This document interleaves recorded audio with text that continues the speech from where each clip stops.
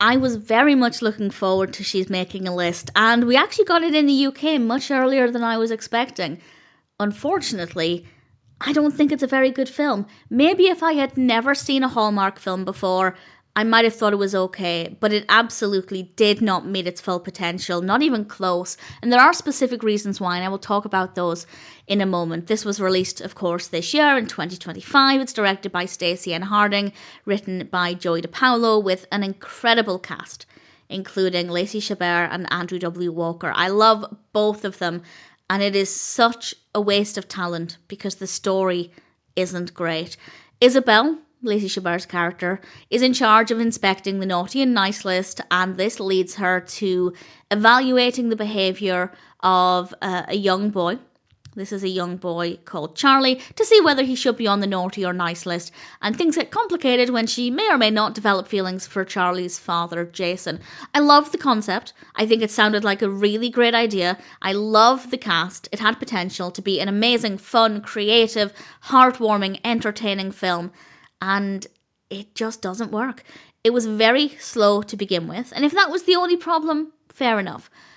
But unfortunately, the narrative itself is not very interesting. It never really became that fascinating. I'd say it works well enough. Everything's believable within the context of the story. The pacing after the slow beginning wasn't too bad, but it's not very exciting at all. But the main disappointment for me is the character of Isabel. She should have been amazing. They could have done so much with the character to make her fun and whimsical, at the very least memorable, and to make her feel like she was on this mission for Santa, and she just didn't. There was absolutely nothing about this character that was interesting, and I thought her costumes were really, really boring. They could have done so much more. Yes, sometimes she has to kind of not be obvious because she's observing people, and if she was dressed like she was from the North Pole, stereotypically, it might stand out a bit, but there are times when that was okay, and it never worked. The costumes in this are tremendously boring. Visually, it is not very satisfying to look at. I also didn't like the random breaking of the fourth wall. It just felt absolutely pointless. There is a good amount of Christmas in this, but not enough to make it visually engaging. As I said, the costumes were really bland.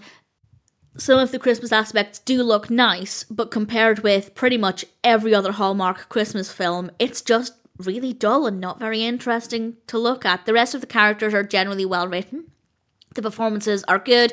We do have some good music and camera work and lighting, and some of the costumes, again, do look okay, but not what I would expect. There is so much potential with this film, so much potential with the character of Isabel, but nothing is interesting, nothing is well written in terms of being fascinating or engaging, and that coupled with the fact that it's not very Christmassy compared with most Hallmark films, it just really doesn't deliver, and I'm so surprised.